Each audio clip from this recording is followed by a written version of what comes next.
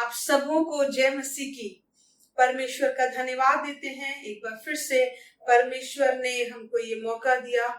मैं आपका स्वागत करना चाहती हूँ आज हमारे इस दुआ के घर मेरठ के संडे ऑनलाइन सर्विस के लिए। परमेश्वर का वचन कहता है, हे मेरे मन यहोवा को धन्य कह और उसके किसी भी उपकार को न भूलना। हे मेरे मन यहोवा को धन्य कह और जो कुछ मुझ में है उसके पवित्र नाम को धन्य कहने पाए। हालेलुया। आइए हम अपने मनों को उस परमेश्वर की ओर लगाएं, उसको दिल की गहराई से धन्यवाद की भेंट चढ़ाएं। हालेलुया। धन्यवाद हो यीशु। हालेलुया। Thank you Jesus.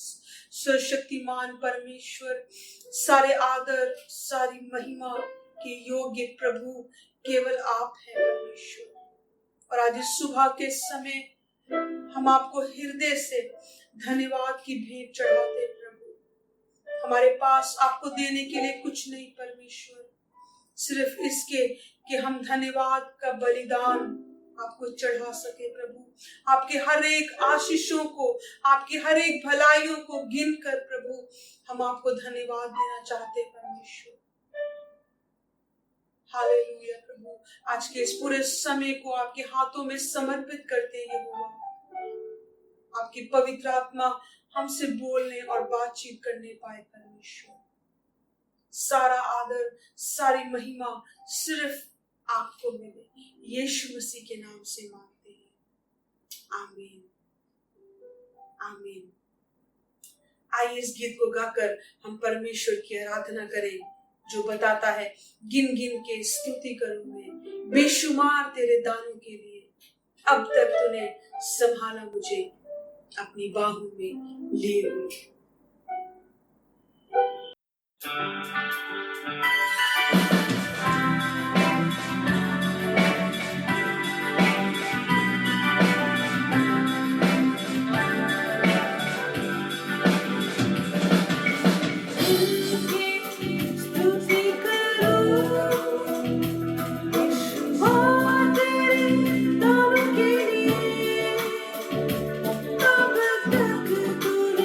संभाला मुझे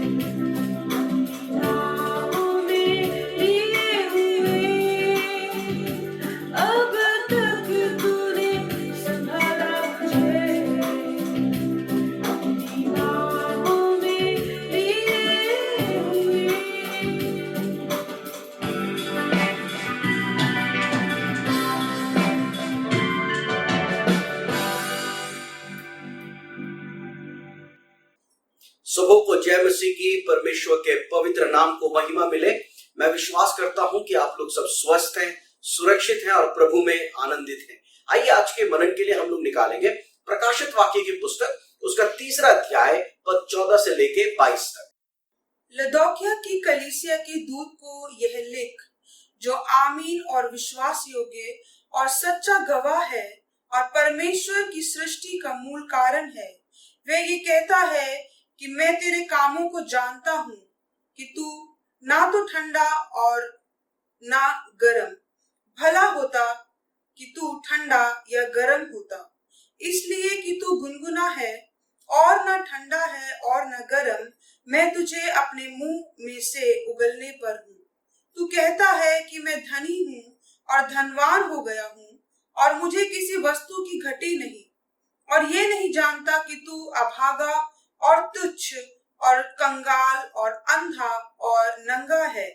इसलिए मैं तुझे सम्मति देता हूँ कि आग में ताया हुआ सोना मुझसे मोल ले कि तू धनी हो जाए, और श्वेत वस्त्र ले ले कि पहनकर तुझे अपने नंगेपन की लज्जा ना हो, और अपनी आंखों में लगाने के लिए सूरमा ले कि तू देखने लगे। मैं जिन जिन से प्रेम करता हूँ उन सब को उलाहना और ताड़ना देता हूँ। इसलिए सरगर्म हो और मन फिरा। देख, मैं द्वार पर खड़ा हुआ खटखटाता हूँ। यदि कोई मेरा शब्द सुनकर द्वार खोलेगा तो मैं उसके पास भीतर आकर उसके साथ भोजन करूंगा और वह मेरे साथ। जो जय पाए मैं उसे अपने साथ अपने सिंहासन पर बिठाऊंगा, जैसे मैं भी जय पाकर अपने पिता के साथ उसके सिंहासन पर बैठ गया। जिसके कान हो वह सुन ले कि आत्मा कलीसियाओं से क्या कहता है। आज हम बात करेंगे लौदीकिया की कलीसिया के बारे में। प्रकाशित वाक्य 2 अध्याय और 3 अध्याय में 7 कलीसियाओं के बारे में वर्णन किया गया है। इसमें 7वें और आखिरी कलीसिया है लौदीकिया की कलीसिया। जब प्रभु यीशु मसीह का आत्मा इस कलीसिया का मूल्यांकन करता है तो इस कलीसिया के बारे में कुछ भी अच्छा नहीं पाता है। प्रभु का आत्मा इस कलीसिया से सामूहिक रीति से बातचीत कर रहा है और साथ ही साथ व्यक्तिगत रीति से भी प्रभु का आत्मा इस कलीसिया से बात कर रहा है। अगर आप उसके 22वें पद को देखते हैं तो वहां पे लिखा है, जिसके कान हो वो सुन ले कि आत्मा कलीसियाओं से क्या कह रहा है। जब आज हम इस कलीसिया के बारे में मनन कर रहे हैं तो मेरी प्रार्थना है और मेरा विश्वास है कि प्रभु का आत्मा आज हमसे भी बात करेगा, हमारी कमियों को भी प्रकट करेगा और हमारी सहायता करेगा कि हम उन कमियों को सुधार सके, ताकि हम जय पाए और उसके साथ राज्य करें। प्रभु का आत्मा इस कलीसिया से क्या कहता है, आइए हम लोग निकालेंगे उसका 14वां पद। लदोकिया की कलीसिया के दूत को यह लिख, जो आमीन और विश्वास योग्य और सच्चा गवाह है और परमेश्वर की सृष्टि का मूल कारण है, वह ये कहता है। 14वें पद में यीशु मसीह अपना परिचय करा रहे, कह रहे जो आमीन। यीशु मसीह का नाम है आमीन। आमीन का अर्थ होता है ऐसा ही हो। जब हम प्रार्थना करते हैं तो हम सब आखिरी में बोलते हैं आमीन। इसका अर्थ है जैसा प्रार्थना किया है वैसा ही हो।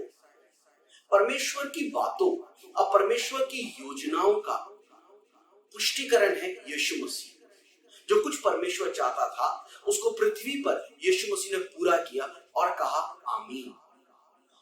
2 कुरिन्थियों उसका 1 अध्याय और उसके 20 पद में हम पढ़ते हैं, क्योंकि परमेश्वर की जितनी प्रतिज्ञा है वह सब उसी में हाँ के साथ है, अर्थात यीशु मसीह में हाँ के साथ है। इसलिए उसके द्वारा आमीन भी हुई कि हमारे द्वारा परमेश्वर की महिमा हो।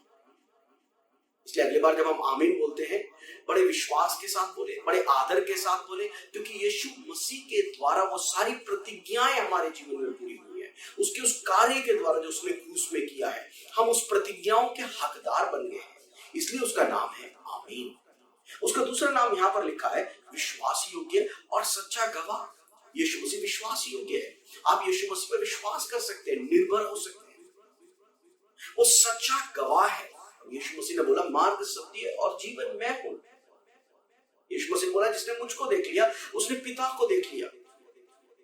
यूहन्ना उसका 3 अध्याय उसके 32वें पद में लिखा है, जो कुछ उसने देखा और सुना उसकी गवाही दी। यीशु मसीह ने जो कुछ देखा और सुना उसकी गवाही दी। उसने परमेश्वर को हम पर प्रकट किया क्योंकि वो एक सच्चा गवाह है। उसने परमेश्वर के मन को, उसने परमेश्वर के प्रेम को, परमेश्वर की योजनाओं को, अपनी उसकी इच्छाओं को उसने हम पर प्रकट किया क्योंकि वो एक सच्चा गवाह है। और आगे लिखा है वो परमेश्वर की सृष्टि का मूल कारण है। Jesus is the source and cause of all creation. उसी के द्वारा सारी सृष्टि हुई, उसी के लिए सारी सृष्टि हुई, उसी के लिए सब कुछ रचा गया।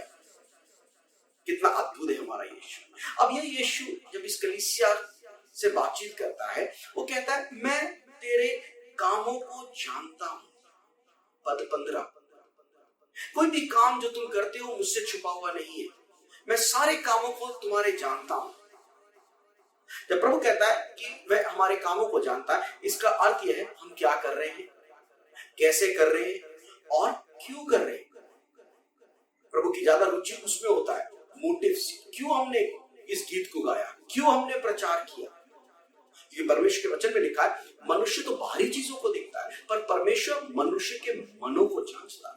और जब परमेश्वर इनके मनों को जांचता है तो परमेश्वर क्या पाता है, कहता है कि ना तुम ठंडे हो ना तुम गर्म हो।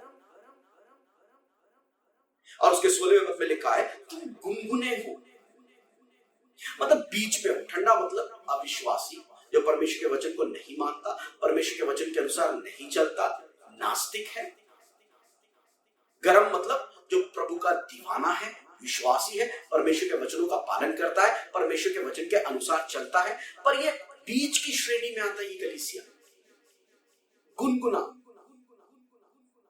ये कलीसिया बेवफा नहीं है पर ये कलीसिया ईमानदार भी नहीं है। ये कलीसिया सुसमाचार का विरोध नहीं करता परंतु ये कलीसिया सुसमाचार का बचाव भी नहीं करता। ये कलीसिया बुरा नहीं करता तो ये कलीसिया अच्छा भी नहीं करता। इस कलीसिया के विवादित नैतिक चरित्र नहीं है पर पवित्रता भी इस कलीसिया की प्राथमिकता नहीं है। मीटिंग अटेंड करते हैं पर सारे मीटिंग अटेंड नहीं करते, वाइब्रेंट नहीं है, उत्साहित नहीं है। कलीसिया में कार्यक्रमों की कमी नहीं है, इसलिए प्रभु कहता है मैं तेरे कामों को जानता हूं। संडे स्कूल भी है, यूथ मीटिंग भी है, बाइबल स्टडीज भी है, लेडीज मीटिंग भी है, इंटरसेशंस भी है, सेल ग्रुप भी है, परंतु सब आधे मन से करते हैं। कोई ऊर्जा नहीं है, कोई आनंद नहीं है तो ठीक, नहीं है तो कोई बात नहीं। इस प्रकार का एक व्यवहार इनके जीवन में है। परमेश्वर के एक महान दास जिसका नाम है जी कैम्पबेल मॉर्गन, वो इस प्रकार से कहते हैं कि worst form of blasphemy is lukewarm. निंदा का सबसे बुरा रूप गुनगुनापन है। मैं परमेश्वर पर विश्वास करता हूं पर उसकी उपस्थिति और उसका वचन और उसकी आज्ञाएं और उसकी आराधना मुझे उत्साहित नहीं करती। कितना बड़ा एक इंसल्ट है परमेश्वर का, ये कितनी बड़ी बेइज्जती है परमेश्वर की। और इसलिए यीशु मसीह कहता है भला होता कि तुम ठंडे होते, क्योंकि इस गुनगुनापन ने मसीहत को सबसे ज्यादा नुकसान पहुंचाया, इतना ठंडे लोगों ने नहीं पहुंचाया। इसलिए ये बहुत गंभीर विषय है और हमें अपने जीवन को मूल्यांकन करने की आवश्यकता है। मलाकी की पुस्तक को जब आप पढ़ते हैं, परमेश्वर वहां पर अपने लोगों पर कई प्रकार के आरोप लगा रहा है और एक आरोप जो परमेश्वर अपने लोगों पर लगा रहा है वो कहता है पुत्र पिता का आदर करना जानता है, दास अपने स्वामी का सम्मान करना जानता है, पर मेरा आदर कहां है, मेरा सम्मान कहां है।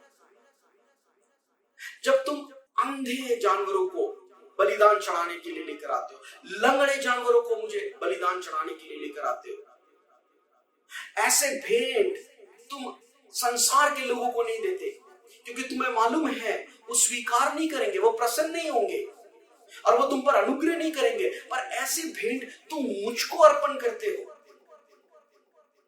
और मलाकी 1 अध्याय और उसके 10 पद में प्रभु कहता है तुम मंदिर के किवाड़ को बंद कर दो, व्यर्थ में बलिदान में अग्नि जलाना बंद कर दो। मानो मनुष्य का स्वभाव क्या होता है? मनुष्य कहता है something is better than nothing. कुछ तो कर रहा हूं, कुछ ना से तो अच्छा है। पर मालूम परमेश्वर क्या कह रहा है? परमेश्वर कह रहा है nothing is better than something.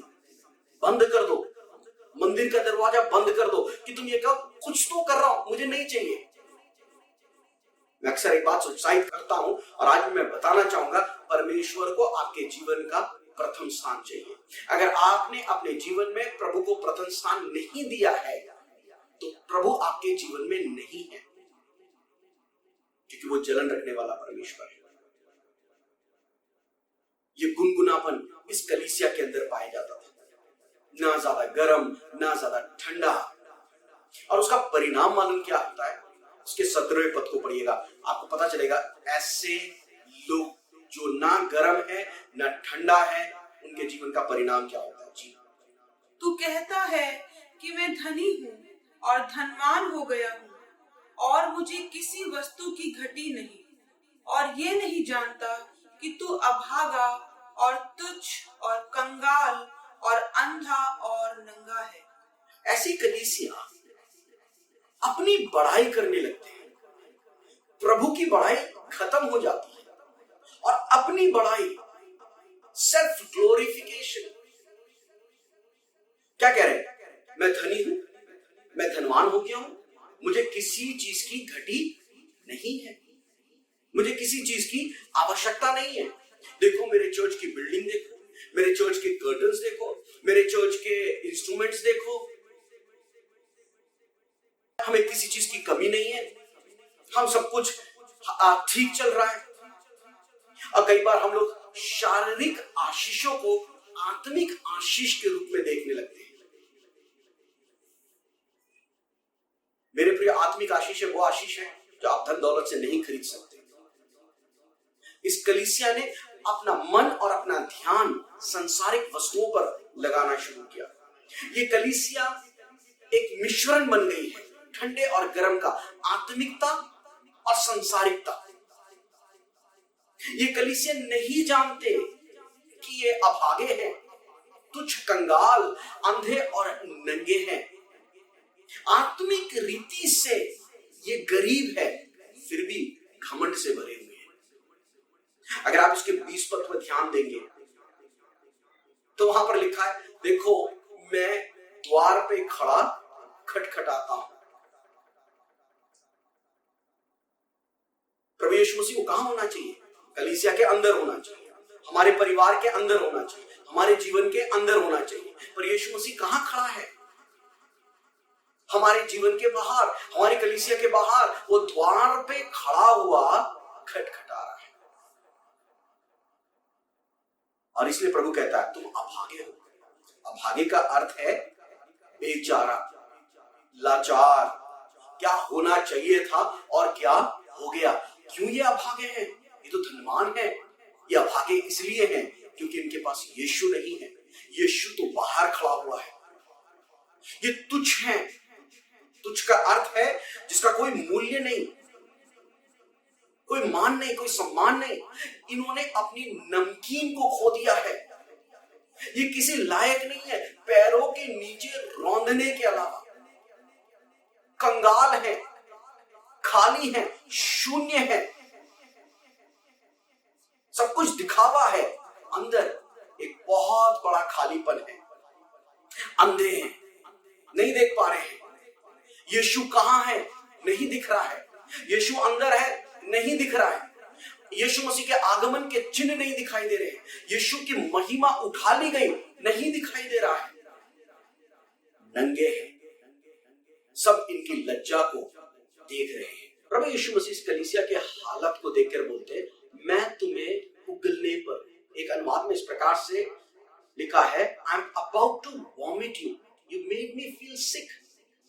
मैं बर्दाश्त नहीं कर पा रहा। पर इसका समाधान क्या है? हम इस गुनगुनेपन से कैसे बाहर निकल सकते हैं? प्रभु बहुत अनुग्रहकारी है। इतना सब कुछ होने के बावजूद परमेश्वर हमारी सहायता करता है कि हम इन अवस्थाओं से बाहर निकलें।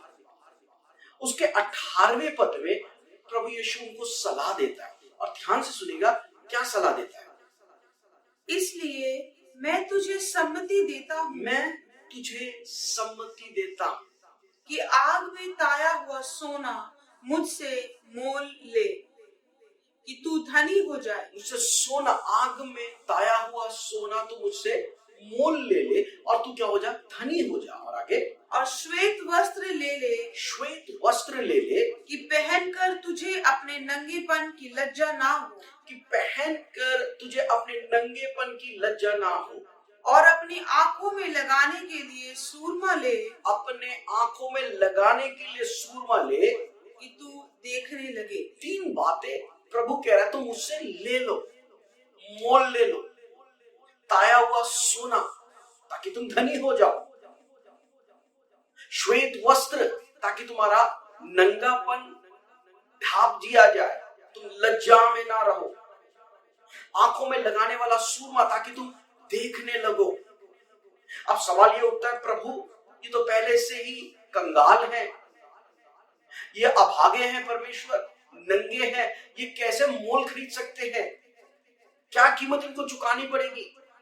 सबसे पहली बात ये कि ये इस बात को समझ ले कि इनकी वास्तविक हालत क्या है। अगर इस कलीसिया में कोई इस बात को समझ लेगा कि मैं नंगा हूं, मैं तुच्छ हूं,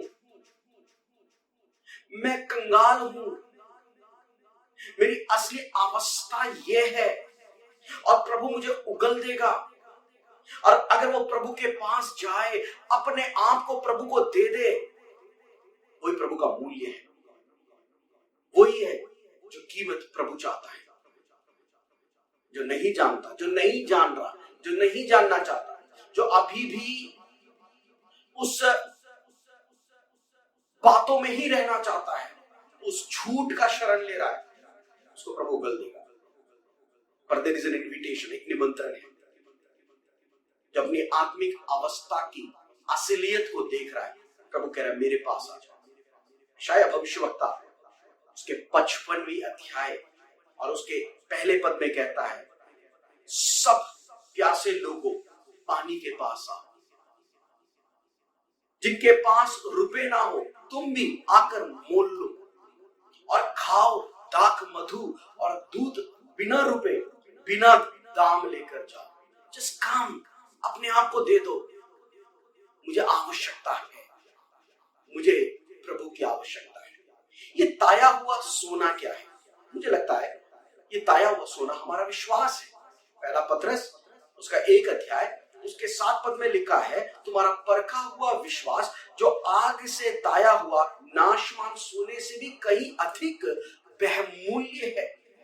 प्रभु आपको विश्वास देता है, परमेश्वर आपको अवसर दे रहा है कि आप परमेश्वर पर निर्भर हो जाओ, आश्रित हो जाओ, और एक जेन्युइन फेथ, एक स्ट्रॉन्ग रिलेशनशिप में प्रभु के साथ आ जाओ, एक मजबूत संबंध में प्रभु के साथ आ जाओ, एक वास्तविक मसीह बन जाओ। ये श्वेत वस्त्र प्रभु यीशु मसीह की धार्मिकता है।